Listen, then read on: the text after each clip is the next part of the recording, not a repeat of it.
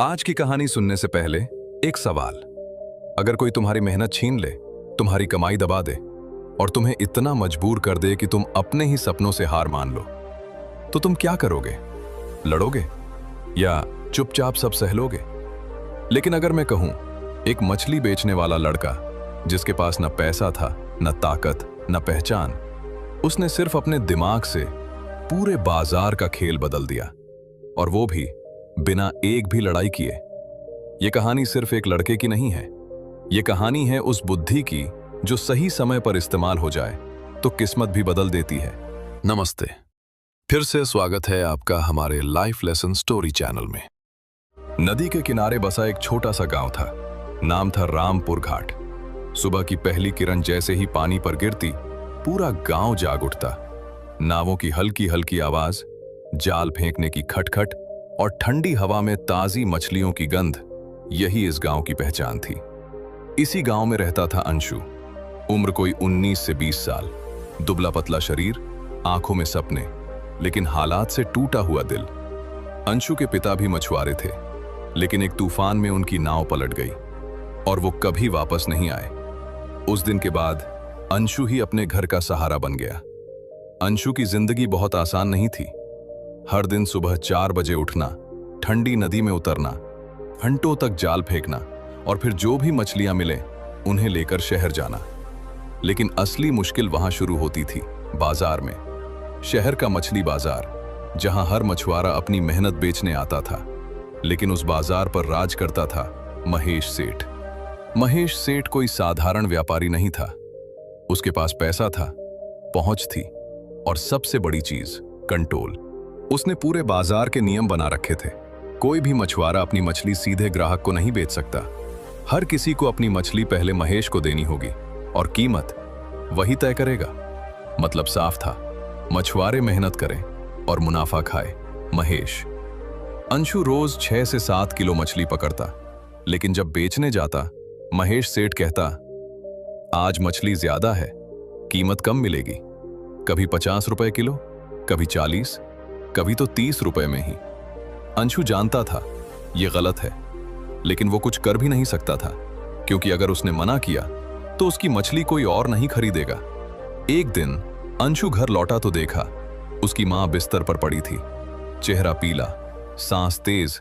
Doctor को बुलाया गया। डॉक्टर ने कहा, इलाज तुरंत शुरू करना होगा, वरना हालत बिगड़ सकती है। अंशु के हाथ कांपने लगे। कितने पैसे लगेंगे? डॉक्टर ने जो रकम बताई वो अंशु की कई महीनों की कमाई से भी ज्यादा थी। उस रात अंशु नदी किनारे बैठा था, आसमान की तरफ देख रहा था और उसके मन में सिर्फ एक सवाल था, क्या मैं इतना कमजोर हूं कि अपनी मां को भी बचा नहीं सकता? उसकी आंखों से आंसू गिर रहे थे और तभी उसके अंदर कुछ बदला।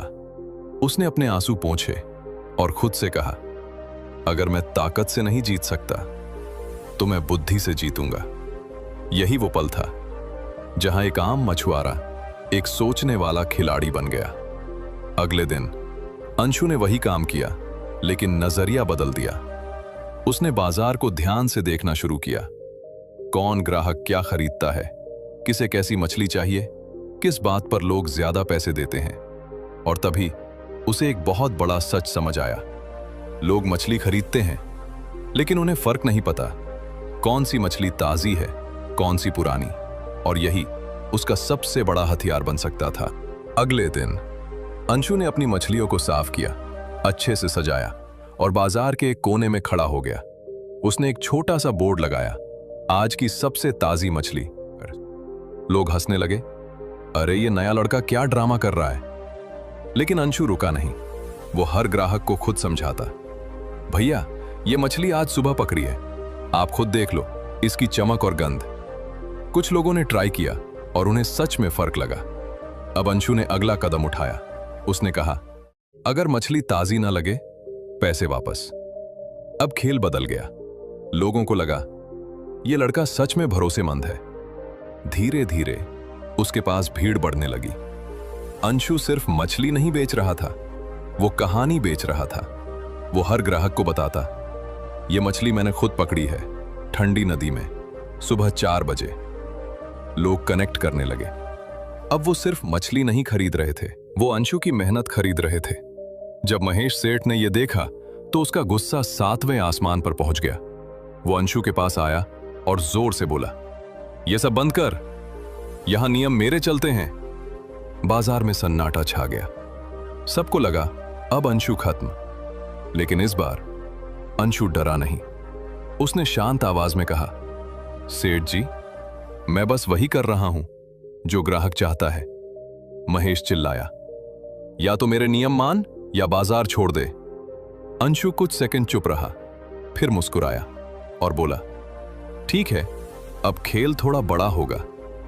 उस रात रवि गांव के सभी मछुआरों के पास गया, एक एक करके सबको समझाया, हम सब मिलकर मेहनत करते हैं, लेकिन फायदा एक आदमी उठाता है।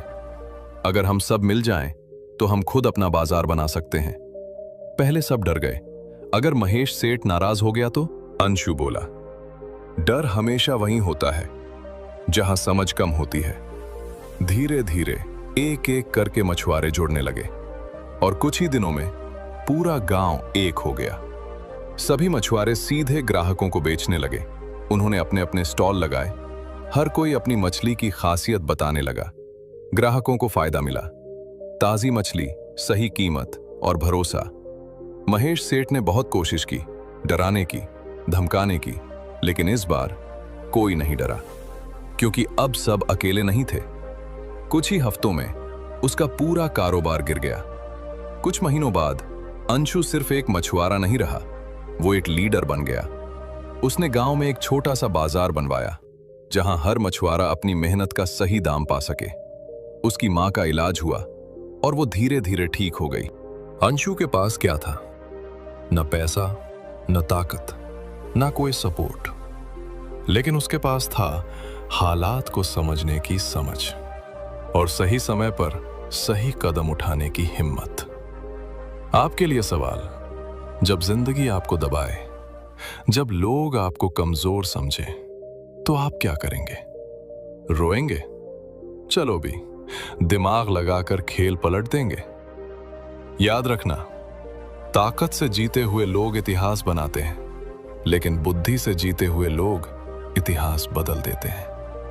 अगर आपको यह कहानी पसंद आई तो अभी इस वीडियो को लाइक करें और ऐसे ही मोटिवेशनल कहानियों के लिए हमारे चैनल को सब्सक्राइब करें।